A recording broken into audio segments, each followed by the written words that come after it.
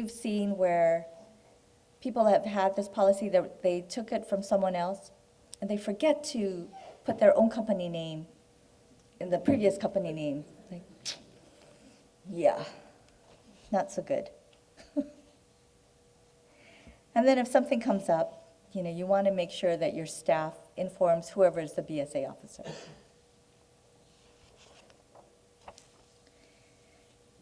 Okay, next topic on BSA is the customer identification program. And this is something that your MLOs actually will do, or you as an MLO will do. So you want to form a reasonable belief that you know who your customer is, right?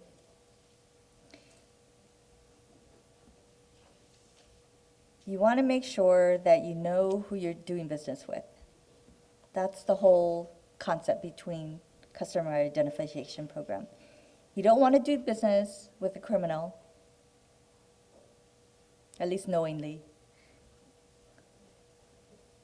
Or maybe knowingly, I'm not sure. You don't want to be part of the money laundering scheme. That'll be bad.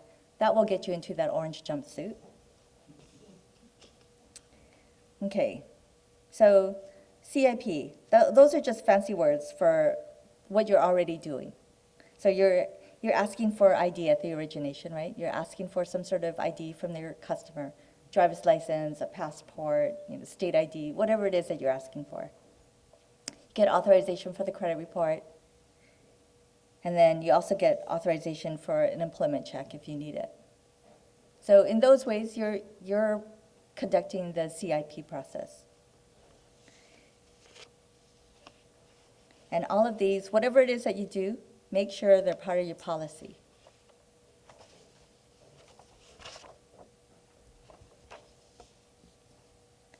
Okay, any questions on BSA? Question, yes? Yeah, on the risk assessment, how much of a sample are we looking at? Are we looking at every file to be assessed or just a sample file? Well, it's not really on a file. It's on the products and services that you provide.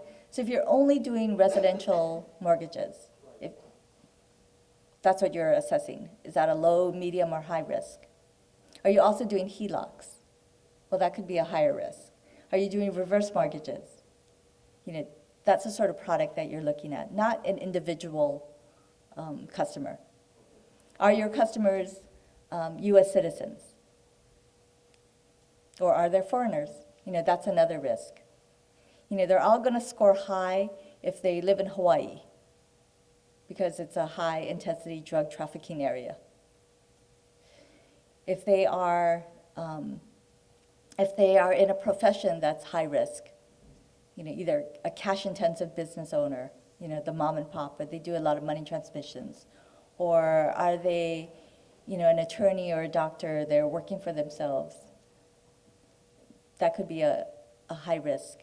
Only because criminals criminals are also running a business, a crimes-based business, and they need an attorney to make their business kind of look legitimate. They need a doctor sometimes if they get hurt during one of their transactions. They need they need an accountant to help them, do their books. So they need, a set of clean books and a set of real books. So they need some of these professions sometimes to legitimize their business. So that's why I say you have to know who it is that your customer, who is your customer? Yeah. The second part of that question is for the independent testing. Yes. You say it must be independent, in-house or external, and you said if it's in-house, it can be a colleague. Yes. So how would you define a colleague? So if there's two of you in your company, it could be the other person, as long as that other person is also qualified. They understand what BSA is all about. If the other person is the office assistant, they might not be qualified to do the independent audit for you. You might have to ask one of your other MLO colleagues to do the round robin with you. and look at your program and write a short report on what it is that you looked at and if your policy is adequate.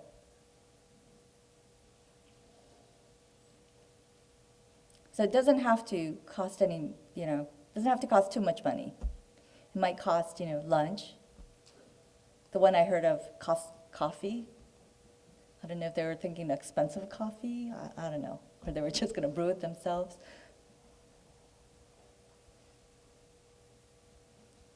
Any other questions about BSA? So the whole concept is, yes, you have to do it, but no, it doesn't have to cost you a lot of money. And we have samples of what we want on our webpage.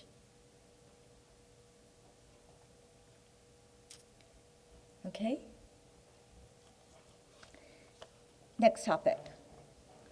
Office hours. So this is part of the new law that was passed last year, where we say that each office must be open to the business or open for business to the public during posted business hours. Okay, so we had a lot of trouble with that, which is why we have these, what we call office hours now. So what we had was a lot of customers, not a lot, but we had customers complaining that they can't find their MLO. So the MLO was very responsive in the very beginning of the loan transaction. And as it was getting closer and closer to consummation, they couldn't find this person. They went down to the business place, and sometimes it was a virtual office. Or sometimes it just, they were just never there. So we have this thing called office hours.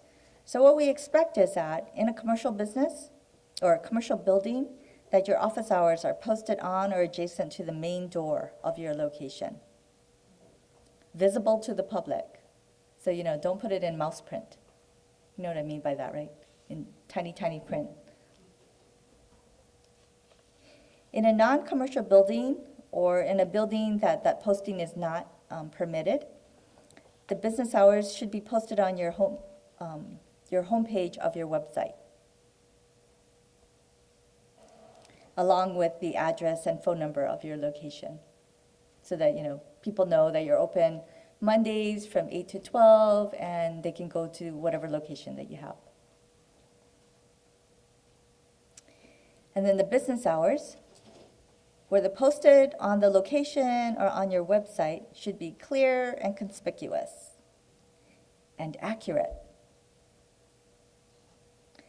So, if you are only sitting in your office on Mondays from 8 to 12, please be in that office Mondays, 8 to 12.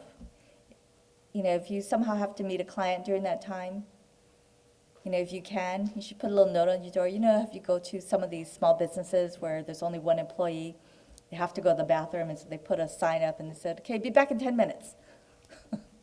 That's kind of what you have to do, that same concept.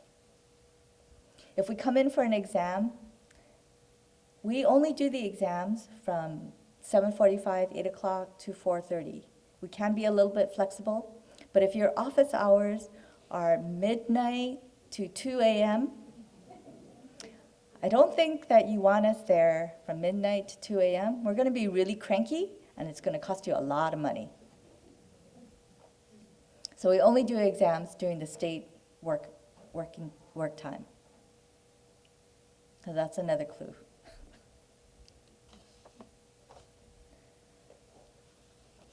Okay. Have any questions about office hours? What our expectation is? So you must have office hours. You don't have to be there Monday through Friday, 8 to 5. You just have to be there whenever you say you're going to be there. And if you have a virtual office, the office hours are not by appointment only.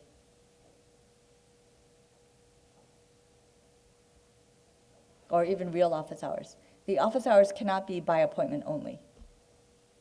You have to have some time where where consumers can actually find you. Because it's amazing how many consumers call us to say that they can't find their MLO at whatever address is on NMLS. I'm actually surprised.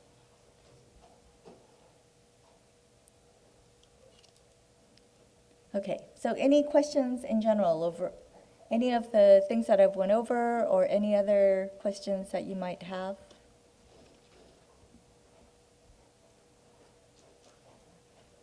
Now's your chance. Okay. All right, so what's next? If you think that you have a question later on, you can contact us at our email address at dfi-nmls@dcca.hawaii.gov. You can also look at our webpage. You know, we have a number of FAQs. We have a lot of tools that you can use. And then we'll also have this tool, hopefully, on our website later this week. So you can view this again, or if you had particular questions or you wanted to see something in particular that I might have said, you can go ahead and look at that. You can also join our Twitter group. We are at Hawaii DFI, Hawaii spelled out, at DFI. We regularly tweet out things, generally about what's happening. If there was a security breach that I know of, I might put that up there. If there is some new regulatory scheme that you should be aware of, I'll put it up there. If any of you do any tweeting, it's 140 characters, so it might be a little bit cryptic. But at least the message will get out, and a lot of times that the full message will be on our webpage. Okay? Okay, if not, thank you for coming, and we'll look forward to next year's event. Thank you.